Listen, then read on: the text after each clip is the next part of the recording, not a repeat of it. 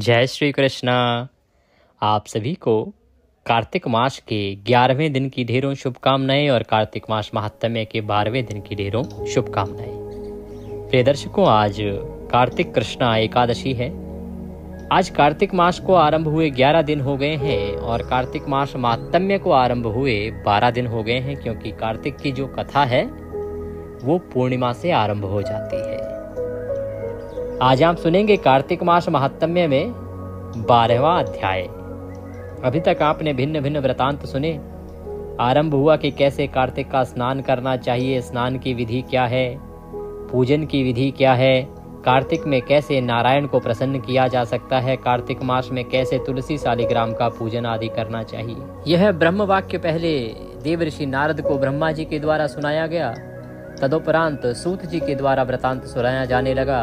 तब सभी नैमिषारण्य के ऋषि कहते हैं कि प्रभु, आपने तुलसी की बड़ी महिमा बताई है कार्तिक में, तो ये तुलसी की इतनी अधिक महिमा हुई कैसे? क्या कारण है कि भगवान विष्णु को तुलसी इतनी अधिक प्रिय हुई? तब सूत जी कहते हैं कि यही प्रश्न एक बार पृथु नाम राजा ने किया था देवऋषि नारद से। तो नारद ने जो उत्तर दिया था और जो वृतांत सुनाया था वो मैं तुम्हें सुनाता हूँ। फिर वो सारा वृतांत नारद जी द्वारा जो सुनाया गया था कि कैसे भगवान के क्रोध अग्नि से उत्पन्न हुआ जलंधर और कैसे उसने अनेकों शक्तियां अर्जित की ब्रह्मदेव की तपस्या करके, फिर वह त्रिलोकी का राजा बन बैठा और कालनेमी की बेटी वृंदा के साथ उसका विवाह हुआ। वृंदा एक बड़ी ही पति परायणा स्त्री है, अर्थात वह अपने सतीत्व के लिए और अपने पतिव्रत धर्म के लिए जानी जाती है। प्रिय भक्तों, जब पतिव्रता स्त्रियों की बात आती है तो पहला नंबर वृंदा का ही आता है। वह इतनी पतिपरायणा थी कि उसके सतीत्व और पतिव्रत धर्म के कारण ही जलंधर देवताओं को छोड़ो भगवान विष्णु से भी पराजित नहीं हुआ। आखिरकार भगवान विष्णु को भी उसे वरदान देके आना पड़ा। भगवान ने कहा कि तुम बड़े बलशाली हो और मैं तुम्हारे बल पराक्रम से प्रसन्न हूँ, मांगो क्या चाहते हो। उसने कहा, प्रभु आप मेरे घर में आके वास करो, यही चाहता हूँ। तो भगवान विष्णु को उसकी इच्छा पूरी करने के लिए उसके घर जाकर रहना पड़ा और माता लक्ष्मी सहित गणों सहित वह वहाँ वास करने लगे। तदुपरांत वृतांत आया कि कैसे देव ऋषि नारद वहाँ आते हैं, उसकी मन में देवी पार्वती के प्रति लालसा उत्पन्न करते हैं। जलंधर आक्रमण कर देता है कैलाश पर, वहाँ लंबा युद्ध होता है। जब वो नहीं पराजित होता तो भगवान विष्णु को ज्ञात होता है कि जब तक इसकी पत्नी का पतिव्रत धर्म भ्रष्ट नहीं होगा तब तक इसको कोई नहीं मार सकता। तो वो जाते हैं, छल से वृंदा का पतिव्रत धर्म भंग करते हैं और उसके बाद जलंधर की मृत्यु हो जाती है। यही सारा वृतांत है, कैसे तुलसी का उद्गम हुआ और कैसे तुलसी भगवान शालिग्राम को सबसे प्रिय हुई। ये सारा वृतांत आपने कल तक की कथा में सुना। अब हम उससे आगे की कथा सुनेंगे। आज का अध्याय आरंभ करते हैं। आपसे निवेदन है कि यह कार्तिक मास महात्म्य की पुण्यदायी कथा का वीडियो है, तो कृपया वीडियो को एक बार लाइक अवश्य कर दीजिएगा। परमेश्वर वासुदेव की कृपा प्राप्त करने के लिए, अपने कार्तिक मास स्नान को सफल बनाने के लिए कमेंट बॉक्स में अवश्य लिखिएगा जय श्री हरि या ओम नमो भगवते वासुदेवाय। भगवान वासुदेव की कृपा से आपका कार्तिक स्नान सफल होगा। आप देख रहे हैं देवभूमि ज्योतिष संस्थान का प्रतिष्ठित यूट्यूब चैनल देवभूमि धार्मिक। हम यहाँ पर सभी व्रत और त्योहारों की सही शास्त्रीय जानकारी प्रदान करते हैं। ज्योतिष शास्त्र और पंचांग के आधार पर आपको बताते हैं कौन सी तिथि कब है, व्रत आदि कब करना है, क्या विधि है, क्या नियम है और क्या गलती नहीं करनी है। यदि आप सभी व्रत और त्योहारों की सही शास्त्रीय जानकारी पाते रहना चाहते हैं तो चैनल को अभी सब्सक्राइब कीजिए और बेल आइकन को प्रेस कीजिए। प्रिय दर्शकों, जब आप सब्सक्राइब का बटन दबाएंगे तो वहाँ पर एक घंटी का निशान बना हुआ आएगा, उसको अवश्य दबाइएगा, तभी आपको हमारे सारे वीडियो प्राप्त होंगे, अन्यथा आपसे जानकारी छूट जाएगी। आइए अब हम आज का अध्याय आरंभ करेंगे। बोले विष्णु भगवान की जय। परम पूज्य गुरुदेव के चरणों की वंदना करते हैं। गुरुर्ब्रह्मा गुरुर्विष्णु गुरुर्देव महेश्वरः गुरुर्साक्षात् परब्रह्म तस्मै श्री गुरुवे नमः। बोलिए गुरुदेव महाराज की जय। या देवी सर्वभूतेषु मां सरस्वती रूपेण संस्थिता नमस्तस्यै नमस्तस्यै नमस्तस्यै नमो नमः। बोलिए सरस्वती महारानी की जय। बोलिए प्रथम पूज्य श्री गणेश जी महाराज की जय। बोलिए कार्तिक मास महात्म्य की जय। बोलिए कार्तिक मास की जय। आप सभी दर्शकों को, आप सभी श्रोतागण को मेरा नमस्कार। आइए आज का अध्याय आरंभ करते हैं। नारद वाचः।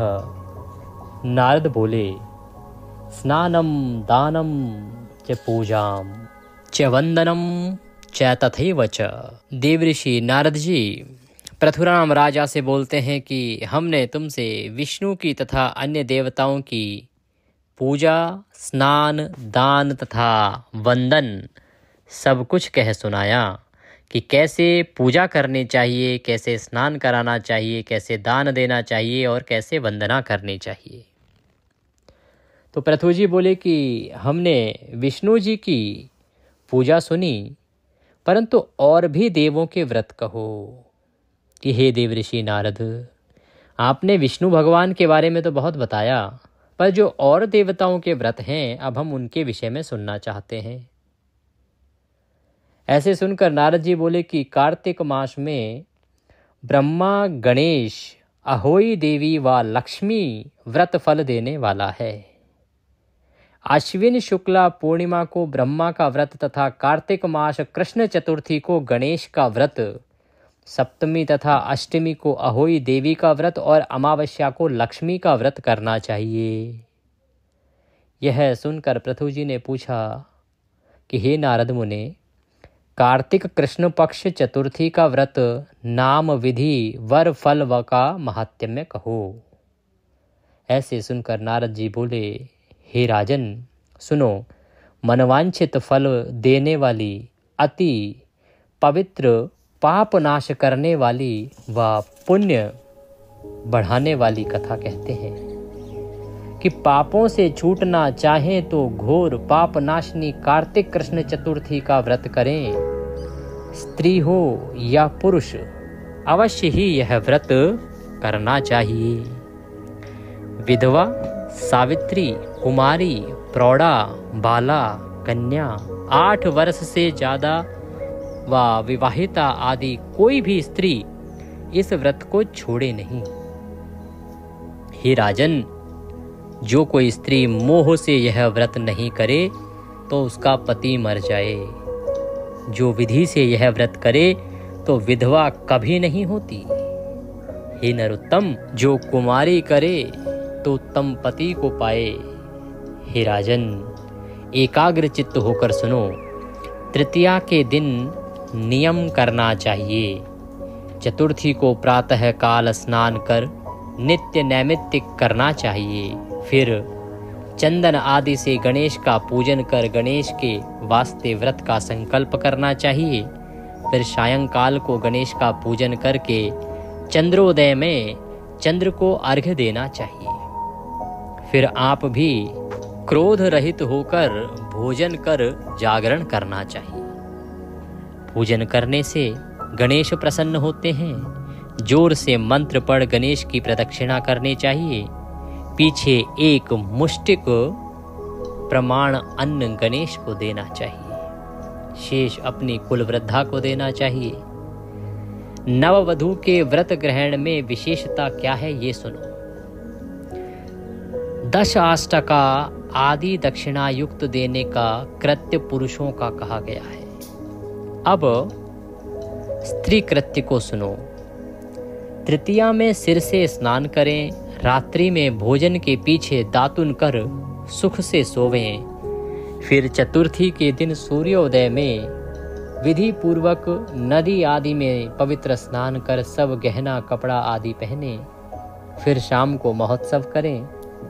ऐसे नारद जी पृथु जी से चौथ का उत्तम उत्सव कहते हैं कि स्वर्ण आदि के पात्रों में 10 अष्ट का रख, घी से दीप जलाकर रखना, सब पात्रों के बीच में कलश रख अपना पात्र हाथ में लेवें देवें, 10 वक्त बार बार चुम्बन करके यह मंत्र बोले, हे सौभाग्य पति को आयुर्दाय कर यह पात्र कार्तिक की चौथ में ले।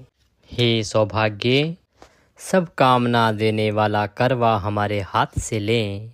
हे कर्म वाली नेत्र की ज्योति देने वाली यह दीप लें। ऐसे 9 बार इन मंत्रों को पढ़ अपने पात्रों का चालन करें, अर्थात जो हम करवा बदलते हैं ना, जो घुमाते हैं, वह नियम यहाँ बताया जा रहा है। 10वें बार में यह मंत्र पढ़ें कि हे बाले इच्छा पूर्वक यह करवा लें, जिसमें हमारे तुम्हारे ऊपर सदा गणेश प्रसन्न हो। वह 21 बार दक्षिणा सहित करना चाहिए। फिर ये सब गुरुओं को अथवा ब्राह्मणों को अथवा वृद्धों को देना चाहिए। पीछे ब्राह्मण से कथा सुननी चाहिए। तदुपरांत चंद्र उदय में चंद्र को अर्घ्य देना चाहिए। फिर दान पूर्वक भोजन करें। ऐसे वर्ष में व्रत करने से सुंदरी भाग्यवती होती है, और जो कोई स्त्री मोह मद में नहीं करती तो उसका चिरजीवी भी पति नाश को प्राप्त हो जाता है। इससे स्त्रियों को यह व्रत छोड़ना योग्य नहीं है। अवश्य ही सभी स्त्रियों को यह व्रत करना चाहिए। अब पृथु जी फिर पूछते हैं कि 12 महीनों में गणेश का व्रत समान है, कार्तिक में औरतों को कैसे विशेष हुआ? कहते कि हे नारद, 12 महीने में चतुर्थी आती हैं तो सभी व्रत तो समान है, फिर कार्तिक वाला जो व्रत है ये औरतों के लिए विशेष कैसे हो गया? इसमें ऐसा क्या है और किन्होंने पहले इसको किया? कैसे मृत्युलोक में यह व्रत प्रकाश में आया? यह सब कहो। तो नारद जी कहते हैं कि भद्रावती पुरी में सुधर्मा नाम राजा राज्य करता था। उसके देव मोह, शुष्कर्मा, जय शर्मा व सुशोमन ऐसे 4 लड़के थे। सबकी प्रिया वीरमती नाम एक कन्या रूप में देवांगना सी हुई। वीरमती का देवव्रत के साथ विवाह हुआ। दोनों परस्पर गुणों से आनंद करते थे। एक दिन घर में बैठे देवव्रत को अचानक सर्प ने काट लिया। यह देख वीरमती बड़े जोर से रोई। रोना सुन उसके चारों भाई आ पहुंचे। पिता, माता, भौजाइयां व सभी पूरी दुखित हो गई। इतने ही में दुख दूर करने वाले पुलस्त जी आए। तब सुधर्मा राजा ने हाथ जोड़कर पुलस्त जी से पूछा, हे मुने, किस पाप से मेरी कन्या विधवा हुई और कैसे दुख जावे? इसका कोई उपाय बताएं। पुलस्त जी बोलने को लगे कि राजन, विवाहिता तुम्हारी कन्या ने कार्तिक में गणेश चतुर्थी का व्रत नहीं किया, उस पाप से विधवा हुई। और अब औरतों के लिए व्रत सुनो। एक समय ब्रह्मा, विष्णु, रुद्र आदि सब देव और ऋषि इकट्ठे हुए और सब दैत्यों के नाशार्थ विचार किया कि दैत्य कैसे मरें। तब ब्रह्मा बोले, गणेश का व्रत सदैव दैत्य नाशक है, सो करो। अर्थात ब्रह्मदेव ने कहा कि जो गणेश जी का व्रत है वो सभी दैत्यों का नाश करने वाला है, अतः वो व्रत करना चाहिए। ये बात सब देवों को पसंद आई और गणेश का व्रत करके दैत्यों को मारा। तब सब ब्रह्मा आदि देव गणेश से बोले कि वरदान मांगो। तब गणेश जी ने कहा कि कार्तिक चतुर्थी में जो कोई स्त्री हमारा व्रत करे उसका पति चिरंजीवी होवे, पुरुष करे तो चिरंजीवी होवे, यही वर दो। तब देवों ने कहा, वैसे ही होगा जैसा तुम चाहते हो। कार्तिक कृष्ण पक्ष में जो भी स्त्री तुम्हारे व्रत को करती है या करेगी उसका पति अल्पायु हो तो भी चिरंजीवी होगा, और नहीं करेगी तो जल्दी पति का नाश होगा। हे राजन, इस देवताओं के वरदान से स्त्रियों को यह व्रत बड़े यत्न से करना चाहिए। जो तुम्हारी कन्या ने नहीं किया, इसी से ऐसा फल मिला। ऐसे सुन राजा ने कहा कि इस वक्त क्या करूं जिससे मेरी कन्या सुख पावे। तब पुलस्त जी बोले कि अभी भी व्रत करेगी तो गणेश के प्रसाद से पति जी उठेगा। यदि अब भी व्रत कर लिया तो भी इसका पति पुनः जीवित हो जाएगा। इस प्रकार पुलस्त जी बोलकर चले गए। पीछे वीरमती ने पति की देह तेल में रख दी, क्योंकि अब प्रतीक्षा तो करनी पड़ेगी अगली करवा चौथ तक। और देह को अगर ऐसे छोड़ दिया तो देह तो खराब हो जाएगी, शरीर तो खराब हो जाएगा। अब उस समय ये मशीनें तो थी नहीं जिनके अंदर रख दिया जाए रेफ्रिजरेटर वाली, तो तेल के अंदर देह को रख दिया जिससे कि वो खराब ना हो। तब कार्तिक मास आया और फिर विधि पूर्वक उसने व्रत किया, कथा सुनी, रात में चंद्रमा को अर्घ्य दिया, ब्राह्मणों को दान दिया, तो व्रत के प्रभाव से उसका पति पुनः जीवित हो गया। तभी से यह व्रत प्रकाश में आया। इससे स्त्री पुरुष कोई भी करे तो सुख सौभाग्य संपत्ति प्राप्त होती है। कार्तिक कृष्ण चतुर्थी का व्रत करे, कथा सुने, कथा ना सुनने से व्रत का आधा फल होता है। कार्तिक में कथा सुनने से 10 गुण फल ज्यादा होता है, और पाठ के श्रवण से भी 1 सहस्त्र गोदान का फल प्राप्त होता है। बोले विष्णु भगवान की जय। तो इस प्रकार से ये वृतांत आपने सुना करवा चौथ के विषय में, जो देवऋषि नारद के द्वारा पृथु नाम राजा को कहा गया। अब आगे जब कथा बढ़ेगी तो इसमें ब्रह्म वाक्य पुनः आएगा और ब्रह्मदेव तथा नारद जी का वार्तालाप पुनः आरंभ हुआ है। नारद जी ब्रह्मदेव से पूछने लगे कि हे भगवन, व्यास और वशिष्ठ ने गृहस्थ आश्रम को किस हेतु श्रेष्ठ माना है? नारद जी कहते हैं कि हे ब्रह्मदेव, परम श्रेष्ठ व्यास और वशिष्ठ जो ऋषि हुए हैं, उन्होंने गृहस्थ आश्रम को सबसे श्रेष्ठ कहा है। तो आखिर ऐसा क्यों है? उन्होंने सभी आश्रमों में गृहस्थ आश्रम को ही सबसे श्रेष्ठ क्यों माना है? कृपया विस्तार करके कहो, मैं सुनना चाहता हूँ। तब ब्रह्मा जी बोले, विप्र, ऋषि, मनुष्य, देव, पितृ हमेशा आश्रय चाहते हैं, उससे गृहस्थ श्रेष्ठ है। कहते हैं कि चाहे वो कोई ऋषि मुनि हो, चाहे कोई मनुष्य हो, चाहे कोई देवता हो, चाहे कोई पितृ हो, सभी को आश्रय की आवश्यकता होती है। आश्रय से अभिप्राय है किसी जहाँ उसकी देख रेख हो सके, उसकी आवश्यकताएं पूरी हो सकें, जहाँ उसे कुछ समय व्यतीत करने के लिए अपनी सुविधाएं या अपने जीवन को कुछ समय व्याप्त करने के लिए कुछ मिल सके। इसी से गृहस्थ जो है वो श्रेष्ठ है। जैसे गंगा आदि नदी समुद्र में स्थिति को प्राप्त होती हैं, जैसे सब जीव माता का आश्रय करके जीते हैं, वैसे आश्रम गृहस्थ का आश्रय करते हैं। सब भिक्षुक गृहस्थ का आश्रम करते हैं। 6 तरह के भिक्षुक कहे गए हैं। कौन से? ब्रह्मचारी, सन्यासी, विद्यार्थी, गुरु पूजक, मुसाफिर, जीविका रहित, ये 6 भिक्षुक कहे गए हैं। तो एक तो जो बेचारा ब्रह्मचारी है ना, उसको भिक्षुक की श्रेणी में रखा गया है। दूसरा जो सन्यासी है, जिसने सन्यास ले लिया है। तीसरा जो विद्यार्थी है, उसे भी भिक्षुक की श्रेणी में ही रखा गया है, क्योंकि उसका काम है विद्या अर्जित करना। और जो गुरु पूजक है, गुरु का पूजन करता है, सारा दिन उसी में व्यतीत करता है, तो वह भी। अगर कोई मुसाफिर है तो वो भी उसी श्रेणी में आता है। और जिसकी जीविका नहीं है, जिसके पास जीविका चलाने का साधन नहीं है, वह भी भिक्षुक की श्रेणी में ही आता है। सन्यासी के हाथ में जल दें, अन्न दें, फिर जल दें, वह अन्न मेरु तुल्य व जल समुद्र तुल्य होता है। कहते कि कोई सन्यासी आदमी है, उसके हाथ में यदि आप अन्न देते हैं, जल देते हैं, तो वो मेरु तुल्य कहा गया है।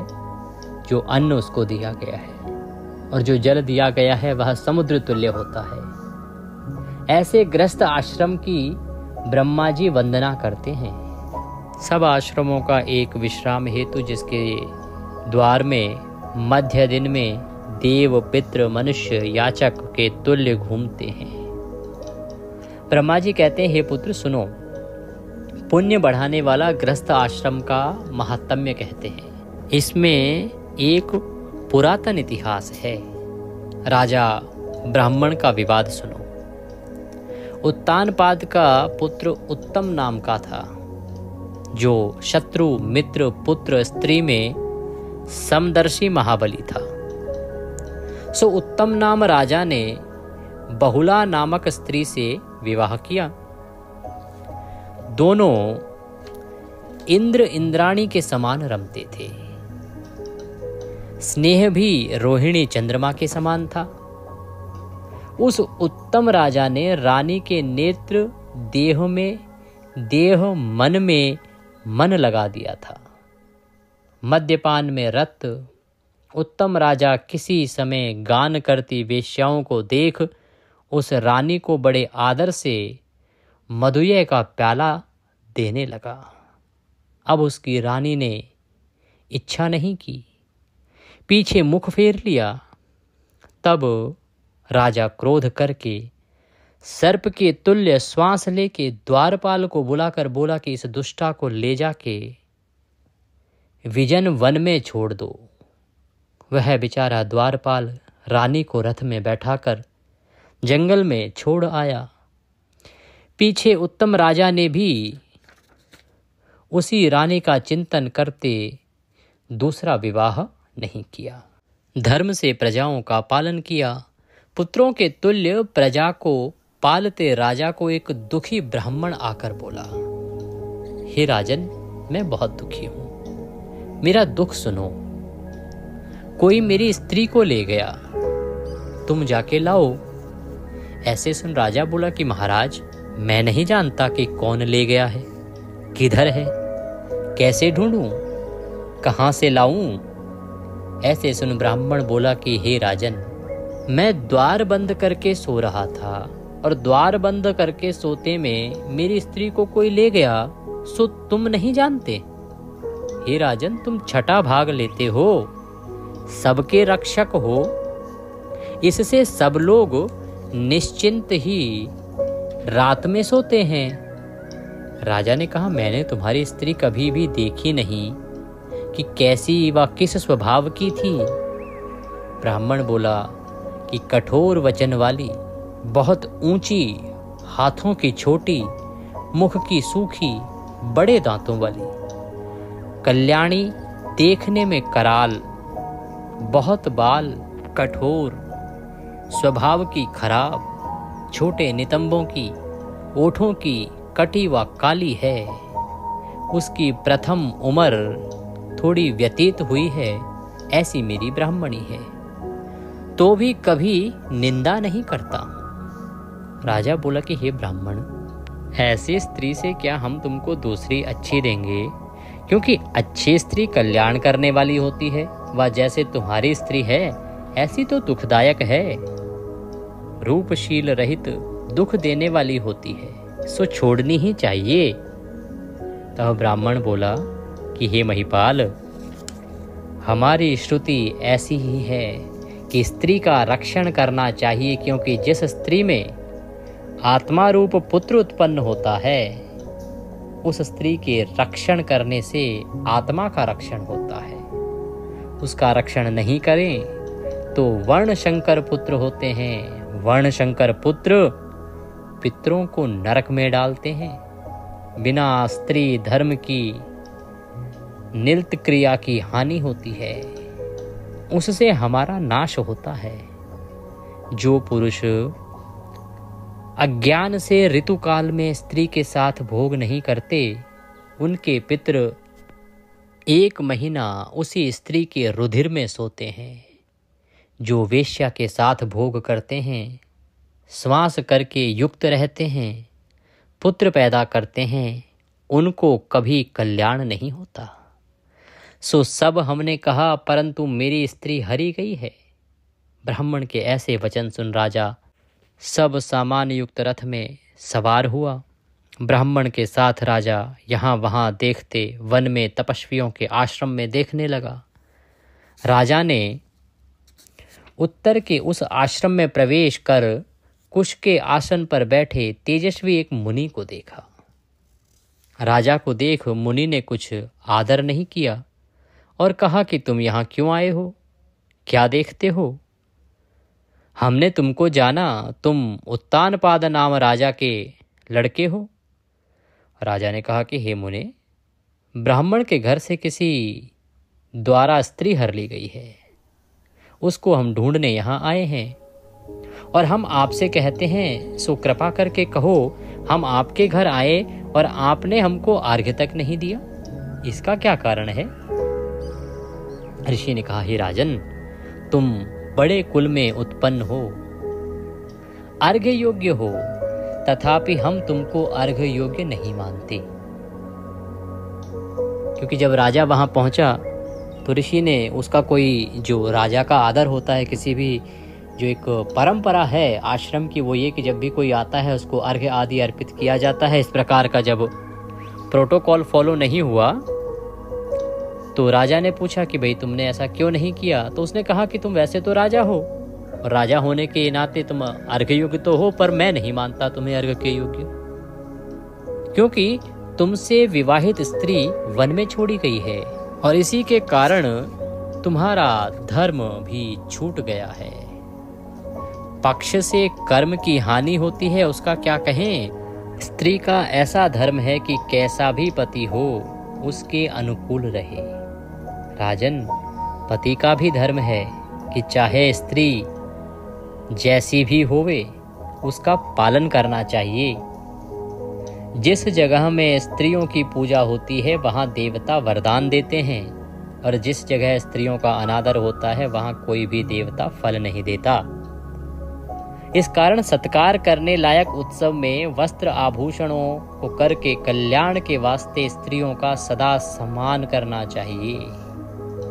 जिस जगह स्त्री से पति प्रसन्न रहता है व पति से स्त्री प्रसन्न रहती है, उस जगह निश्चय ही कल्याण होता है।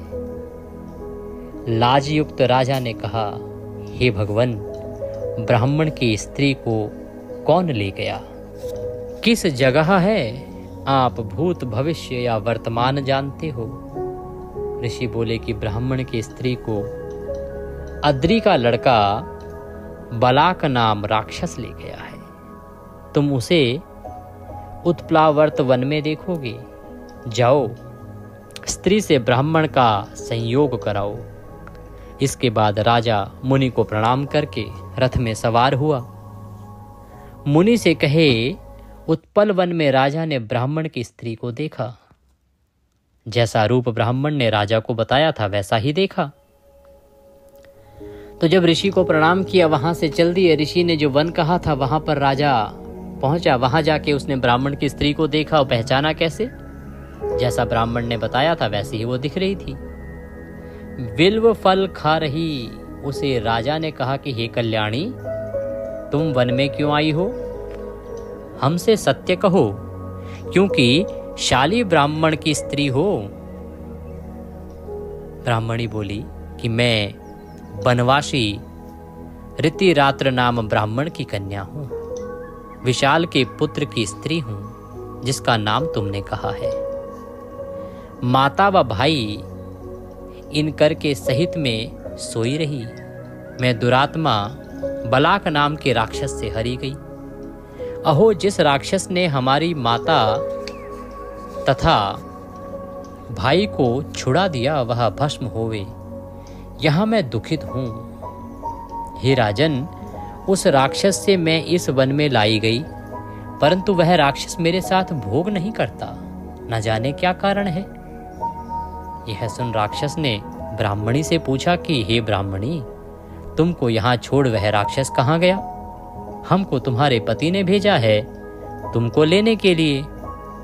तो ब्राह्मणी बोली कि हे नृप, इसी वन के बीच में रहता है, तुम जाके देखो।